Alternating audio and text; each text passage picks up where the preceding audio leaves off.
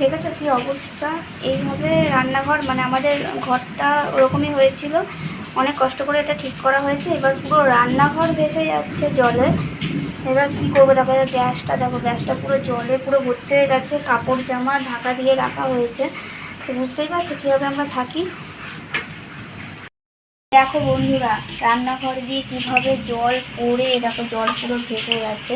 তবে এখানেও ন্যাকড়া দেওয়া হয়েছে।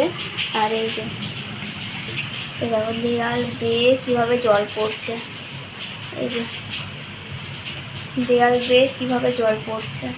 আর এই যে মফিসটা দেখো, এখানে দেখো মগ দেওয়া হয়েছে, মগের মধ্যে দেখো জল ভর্তি। আর গ্যাস ম্যাস পুরো জলে পুরো বিচ্ছিরি অবস্থা হয়ে গেছে, কি বলবো।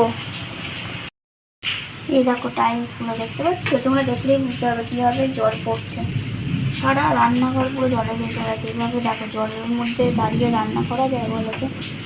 এই দেখো কী অবস্থা, কী অবস্থা দেখো, পুরো ফাটল ধরে গেছে। মানে উপরে যারা থাকে না, এমনভাবে এরা চলাফেরা করে। এই দেখো জল, একবার জল মগে জল ভর্তি হয়ে গেছিলো, জল ফেললাম, আবার জল ভর্তি হতে চলেছে। গ্যাসের ওপর দেখো ঢাকা দেওয়া হয়েছে, পুরো ভিজে গেছিলো ওই জায়গাটা।